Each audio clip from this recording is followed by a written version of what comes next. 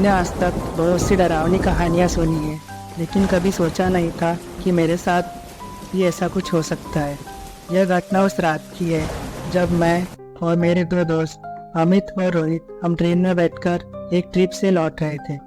हमारी ट्रेन धीरे धीरे लास्ट स्टेशन पर पहुंच चुकी थी, जो कि एक पुराना और सुनसान स्टेशन था। इस स्टेशन के बारे में हमने बहुत कुछ सुना था, लेकिन कभी सोचा नहीं था कि हमें यहाँ से गुजरना पड़ेगा।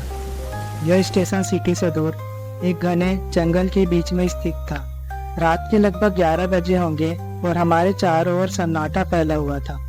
हम तीनों थके हुए थे और घर पहुंचने की जल्दी में थे। स्टेशन पर उतरते ही मुझे एक अजीब सी ठंडक महसूस हुई, जो कि बिल्कुल भी नॉर्मल नहीं लग रही।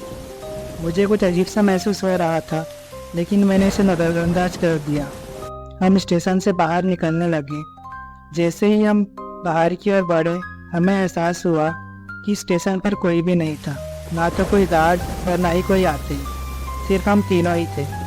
यह बात हमें और भी असहज कर रही थी कि स्टेशन का माहौल बहुत ही ज़्यादा भयानक था, मानो यहाँ कुछ अनहोनी होने वाली हो। हमारे पास एक ही रास्ता था, स्टेशन के पिछले हिस्से से निकलकर जंगल के रास्ते अपने गांव की ओर बढ़ना।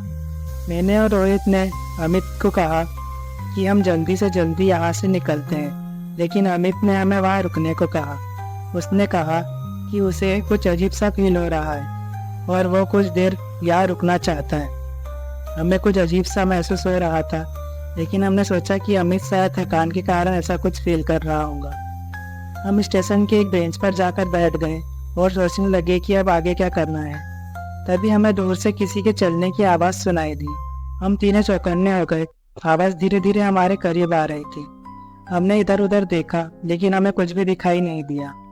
अब हमारे दिल की धड़कनें तेज हो गई थी। अचानक सामने वाली प्लेटफॉर्म पर एक लड़की आकर खड़ी हो गई। उसने सफ़ेद साड़ी पहनी हुई थी और उसके बाल खोले हुए थे। वह हमें घूरे जा रही थी। उसकी आंखों में एक अजीब सी चमक थी। हमारी हिम्मत अब जवाब देने लगी थी। रोहित ने जल्दी से कहा कि हमें यहाँ से निकल जाना चाहिए, लेकिन जब हम उठने लगे तो उस लड़की ने चिल्लाना शुरू कर दिया। उसकी आवाज़ इतनी तेज और भयानक थी कि हमारे पैर कांपने लगे। वह हमारी ओर तेजी से बढ़ने लगी। हम घबरा गए और बिना कुछ सोचे समझे स्टेशन से बाहर की ओर भागने लगे। बाहर निकलते ही हम सीधे जंगल की ओर दौड़ने लगे। हमारे पीछे कुछ भी हो सकता था, लेकिन हमने पीछे मुड़कर देखने की हिम्मत नहीं की। हमें बस अपनी जान बचानी थी। भागते भागते हम एक कच्ची सड़क पर पहुंचे, जो हमारे गांव की ओर जाती थी। हम आगते हुए रुके और एक दूसरे की ओर देखा। हमारी हालत खराब हो चुकी थी और जब हमें यकीन नहीं हो रहा था कि हमें यह क्या देखा है। हमने एक दूसरे से वादा किया इस घटना के बारे में किसी को कुछ भी नहीं बताएंगे। लेकिन जैसे ही हम अपने गांव पहुंचे, हमें एक झटका और लगा। गांव के लोगों ने हमें बताया कि इस स्टेशन पर कोई भी ट्रेन नहीं आती है। वह स्टेशन सालों से बंद कर दिया गया है और वहां जाने वाला कोई भी इंसान वापस नहीं लौटा।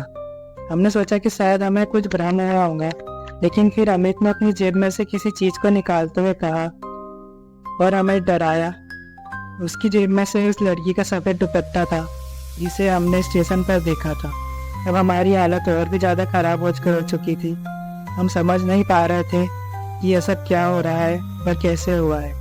हमने वो दुपट्टा वहीं छोड़ दिया, बिना पीछे मुड़े अपने अपने घरों की ओर चल पड़े। उस रात मैं सो नहीं सका। मेरी आंखों के सामने बस वही भयानक दृश्य घूम रहा था। अगले दिन जब मैंने अमित से बात की तो उसने बताया कि उसने रात को फिर से उस लड़की को देखा था। उसके बाद वो भी सो नहीं पाया।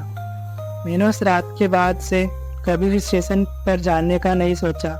मैंने अपने दोस्तों के साथ भी बहुत कम मिलना शुरू कर दिया, क्योंकि हमें हमेशा वो घटना याद आ जाती थी। लेकिन एक बात आज भी मुझे सोचने पर मजबूर करती है, आखिर वह लड़की कौन थी और उसने हमें क्यों चुना था? क्या हम तीनों के साथ सच में कुछ बुरा होने वाला था, या फिर ये सिर्फ एक डरावना भ्रम था?